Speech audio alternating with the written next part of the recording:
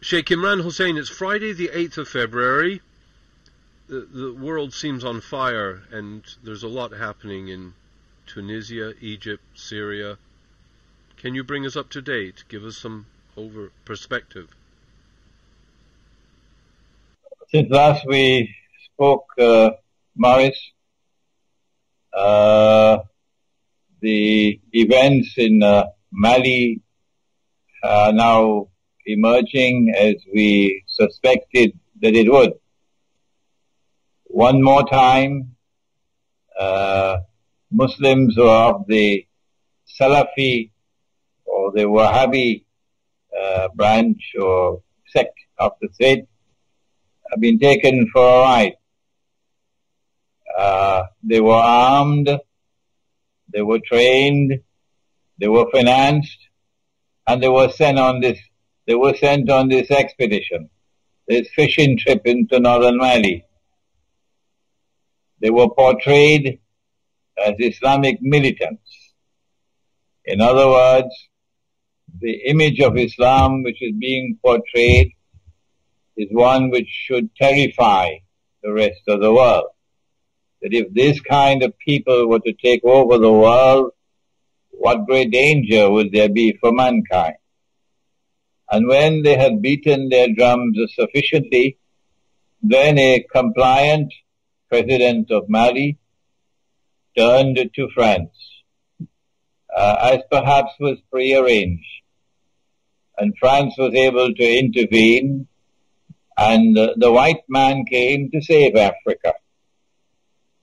And so colonialism was turned on its head. And now Western civilization has been portrayed in a positive light for the rest of Africa. And the media is going to drum this into them, television and radio and newspapers, that had it not been for France, had it not been for the United States and other countries which intervened to help France, the implication or the result would have been that the menacing face of Islam would have established itself in Mali.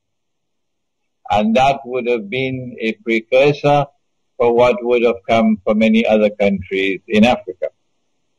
This kind of portrayal of Islam is absolutely essential for Israel. If Israel is to wage the wars that I've been saying for so long, that Israel will have to wage, if Pax Judaica is to replace Pax America, Israel will want a casus bellum. Israel will want to be able to wage her great wars and yet portray herself and portray the Western world that will be supporting it, NATO, as defenders of freedom and saviors of mankind from an Islam which is menacing mankind. So it was a propaganda bonanza, what has occurred in northern Mali. And once again, the Salafi version of Islam has been taken for a ride, and they have embarrassed us. They are people who have eyes and yet do not see. They have ears and yet do not hear. Not all of them, but these who have been at work in Libya. And as a result of their work and the intervention of their friend NATO, now the Libyan government is gone and NATO is in control, essentially in control, in Libya. And they're doing the same thing. I call them Dajjal's warriors. They're doing the same thing in Syria. These are people who are being nurtured, they're being financed, they're being trained, they're being armed to act as guinea pigs, to fight NATO's war for NATO, and to advance the agenda that Israel is advancing, so that Israel can wage her wars tomorrow to save the world from Islam. That's my initial analysis of the events of northern Mali. The second thing that is important is that the war in northern Mali has already spilled over into Algeria.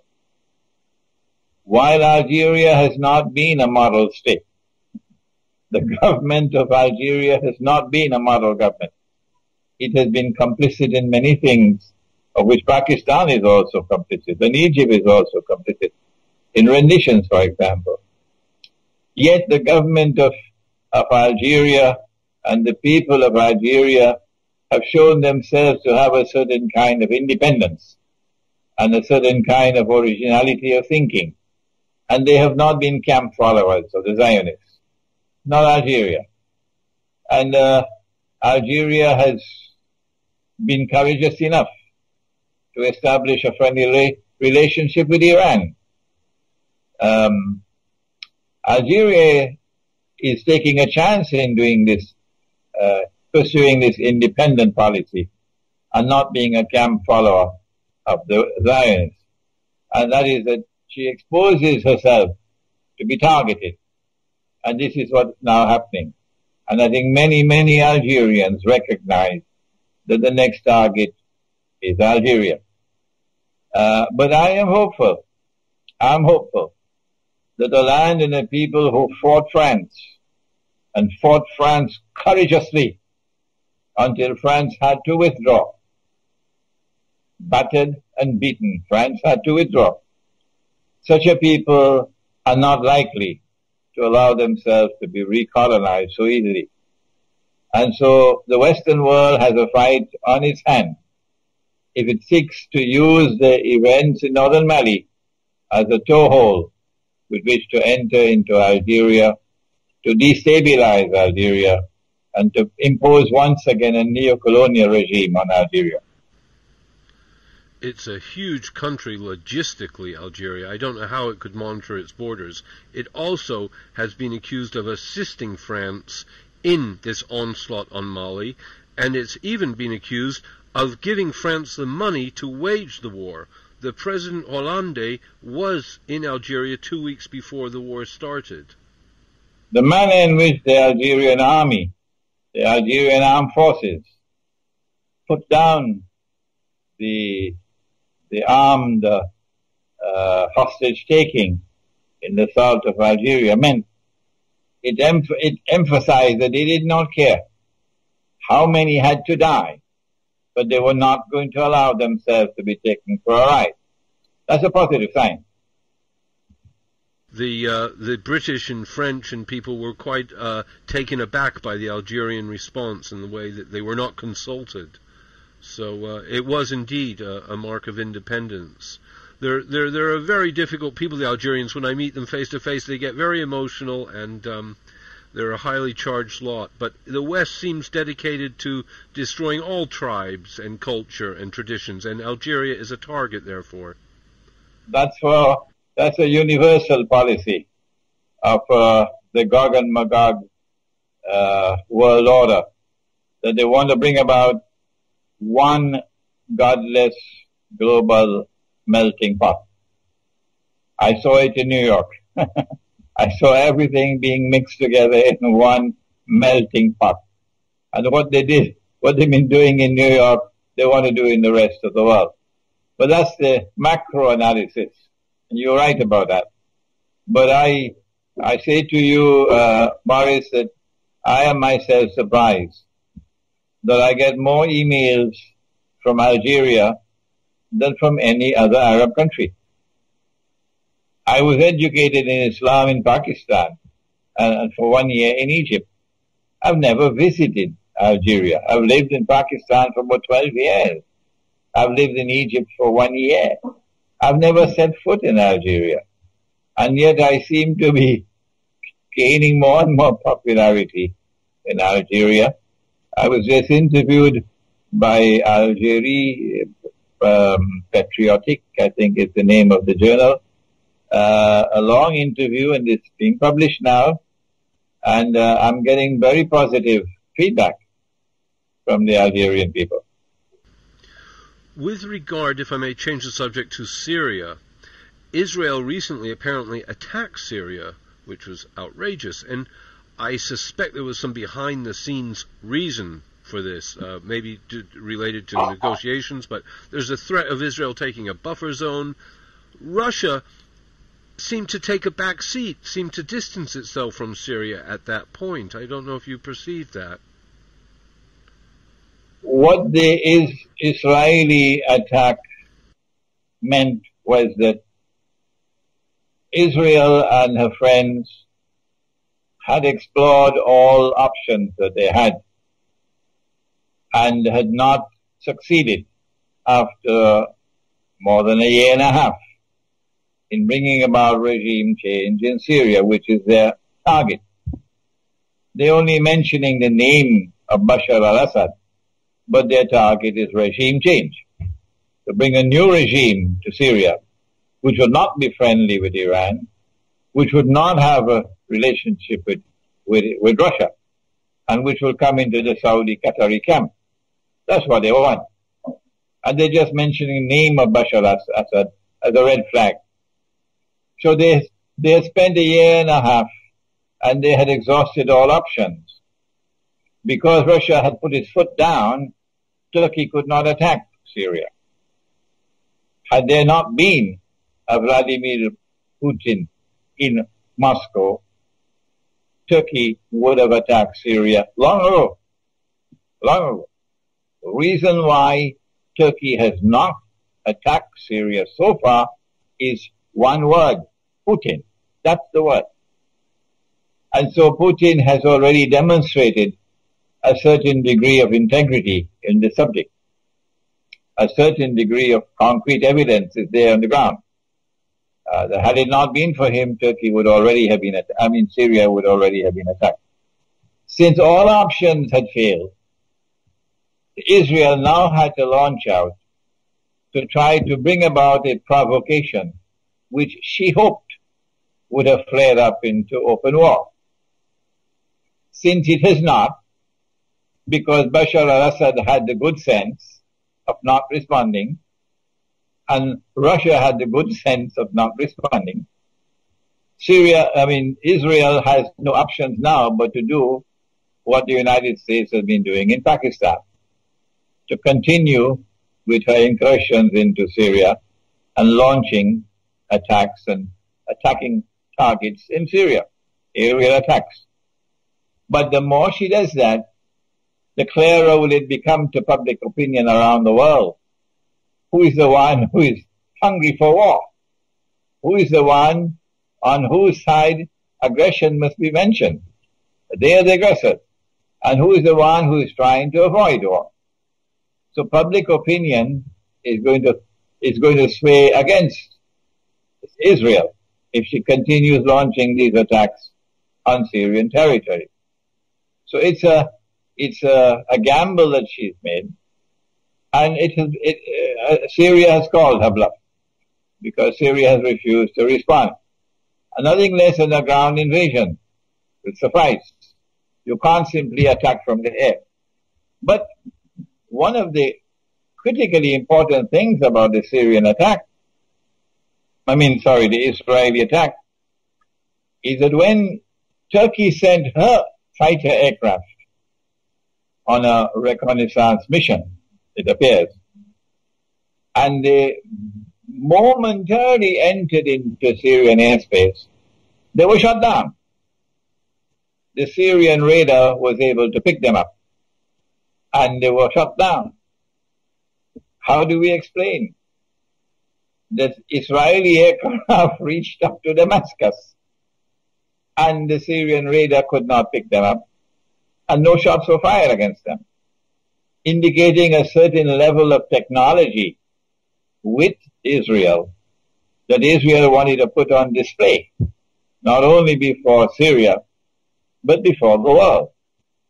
That is not lost to military experts around the world, that the Israeli aircraft were able to do what the Syrian fighter aircraft could not do.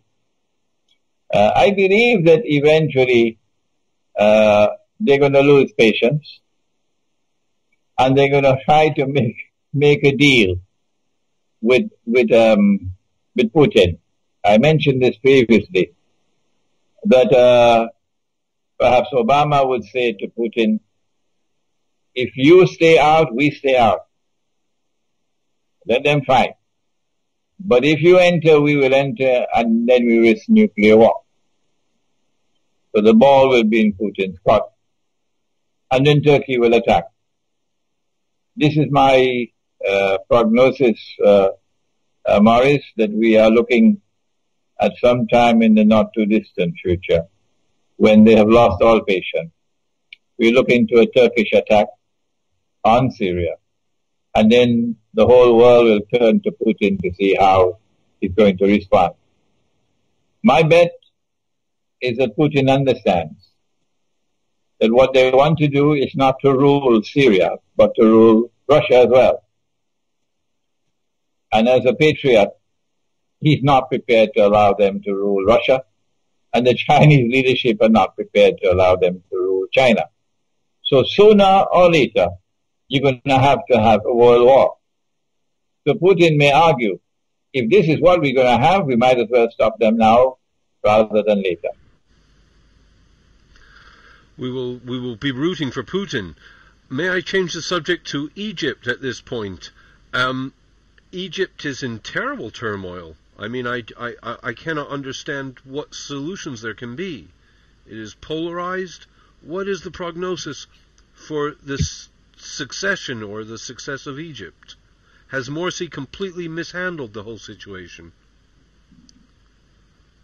He has a temporary respite in that the organization of Islamic states, which chose for themselves a very curious name, Organization of the Islamic Conference. It was actually chosen in French, L'Organisation de la Conférence Islamique, and that was then translated to English as the Organization of the Islamic Conference. And that name remained with them for, 40, 50 years, until they have now changed it, I believe. It is such an unimportant organization that we hardly keep up with this news. I think the new name is Islamic Organization of Islamic Cooperation, OIC.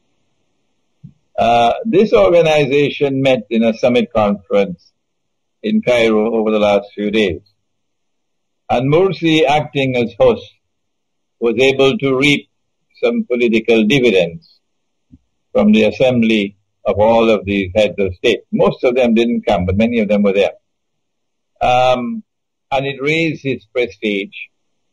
But I think it was only a temporary respite. And that once the conference is over, the conference just ended, and the guests have returned to their homes, then the Egyptian people are going to be back again on the streets, venting their rage and their righteous indignation, and I fully support them. I fully support them. That what the Ikhwan al-Muslimun did in Egypt was what we may call a faux pas. They made a terrible blunder, an absolutely terrible blunder.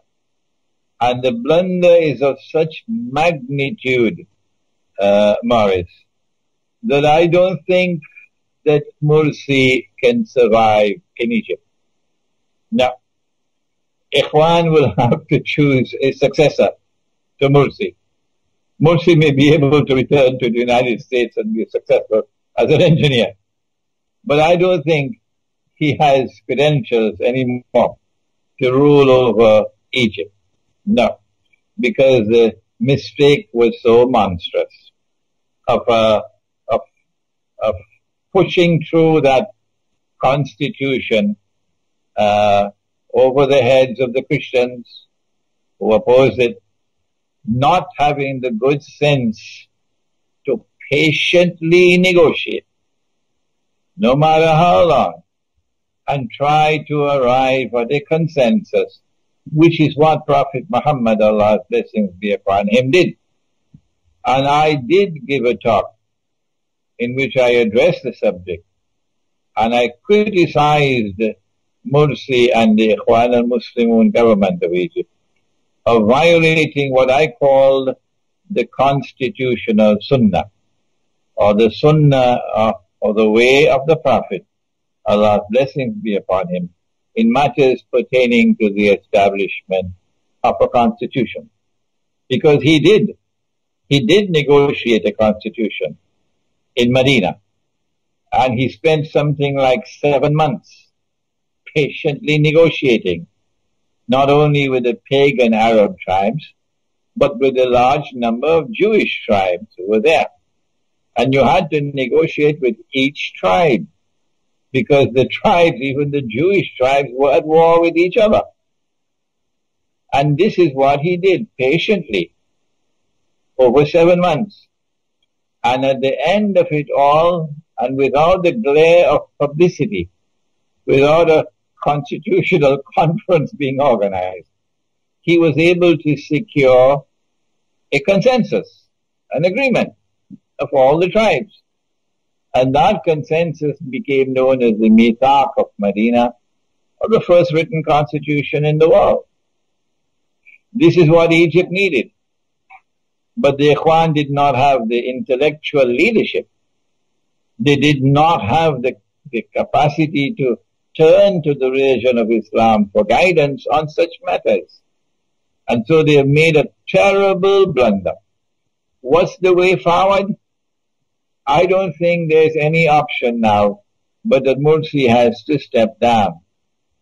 And Ikhwan has to fire the advisors who led him down that path. And they have to put forward somebody else who will be more conciliatory, who will reach out to the Christians of Egypt, who were there in Egypt long before Islam came to Egypt. Oh yes. And don't forget that Prophet Muhammad, Allah's blessings be upon him, married a woman from their ranks. A Christian Egyptian woman was his wife. And he had a son with her. And that son's name was Ibrahim. And that child grew until maybe age 2 or 3, until the child died. And then he left word, the Prophet did, that we must be kind to them, for they are our kith and kin. Be kind to them, the Coptic Christians, said the Prophet, because they are your kith and kin. And so the way forward, and I'm sure that Mursi is not going to like this, but I hope that Ikhwan is listening to me. The way forward would be that Mursi be asked to step down, and that Ikhwan puts forward someone else. I don't know what's the constitutional mechanism for it. You'll have to look at the Egyptian law. And Ikhwan puts someone else who has more wisdom, who has more patience, who is more conciliatory, and try to build the unity of the Egyptian people. What Ikhwan has done is to divide the Egyptian people as they've never been divided ever before in history. And what a great achievement for Ikhwan. To divide them as they've never been divided ever before in history, when the imperative of the moment is to unite them, to form a solid wall against the enemy.